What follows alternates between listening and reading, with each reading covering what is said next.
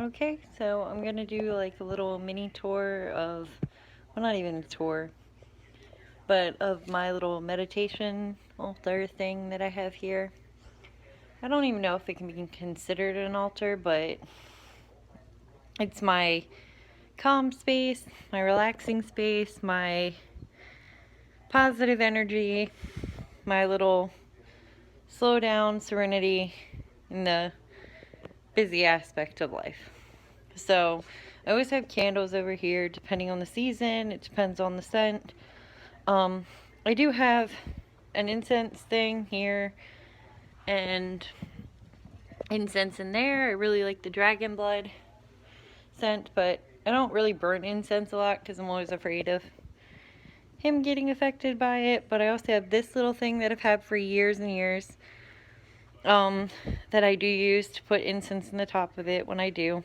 And it's like a little seashell thing because, as you can tell from over here, which was my next thing, my safe space and like the place I always feel most calm and most energized and most at peace with the world and with myself is by the ocean. And maybe it's because I grew up on an island. Maybe it's because that's all I've really ever known. I don't know. Maybe it's because I feel like I find spirituality and God more when I'm by the ocean and overcome by the wonder of it all. I don't know.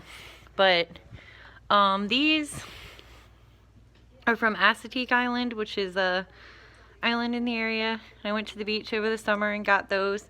It was also a beach that was really important to my family when I was a kid. My mom's dad and his wife always used to go camping down there for like a week at a time every Father's Day.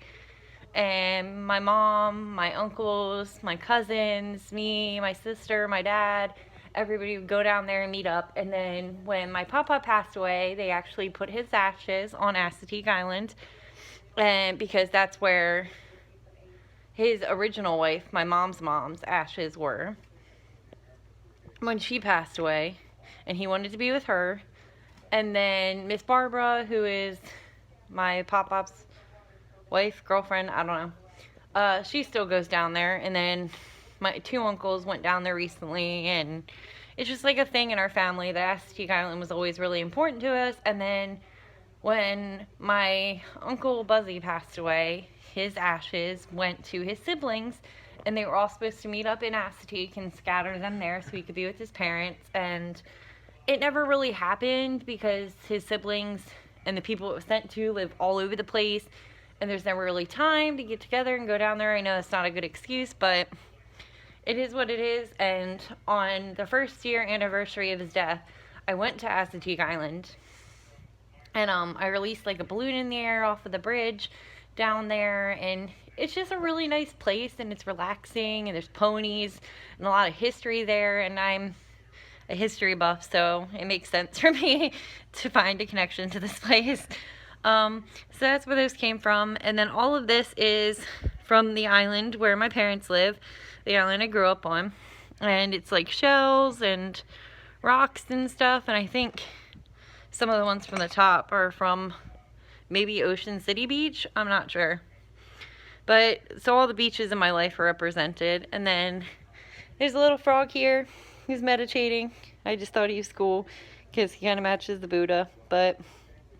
And then there is a Buddha here because growing up, my dad was really big into like Buddhism and had like Buddha statues in the house. And like I read when we would go to the library as kids, my mom would take me and my sister, and I would always end up down the spirituality aisle, and I would always end up reading books on Buddhism and like all the different religions and stuff. And I felt most connected with this one because I do believe in God and I have a connection with God, and Buddha's not a God, he's a teacher.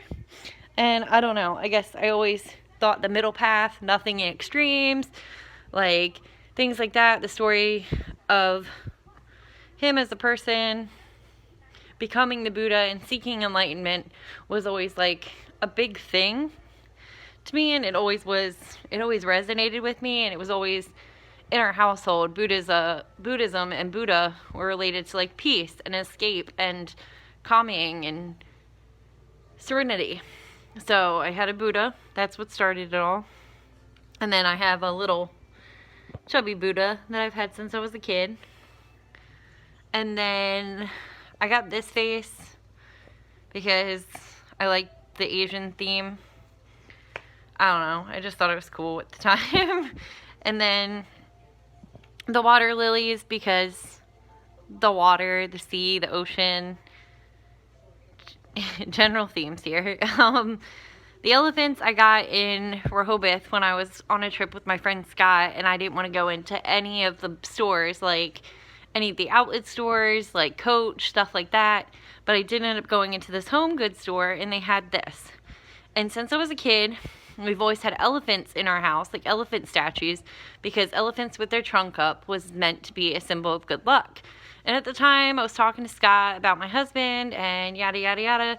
And I saw it and I thought it was cute because their trunks were intertwined and they're in the air. And I was like, oh, it's good luck for us. It's a cute thing. And that I just got at Walmart because it was an incense burner. And then the little candles. And then I put up a mirror here recently that, as I mentioned in my other video, I was driving back from my parents' house.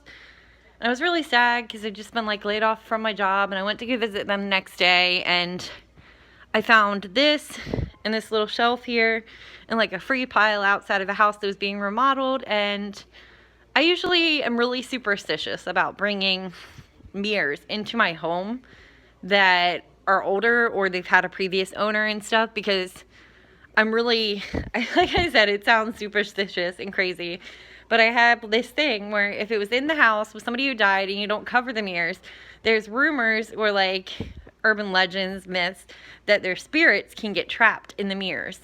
And so I really don't like bringing mirrors that I don't know the previous owners or anything into my house because it really creeps me out. But I didn't feel any bad or injury from this one. Like, I had one that had a previous owner, and I used to keep it in my bedroom, and I was like having night terrors, and I was just like, no, we're getting rid of this mirror. I know that sounds crazy, but maybe it is. I don't know. Like, that's just me as a person. Welcome to it.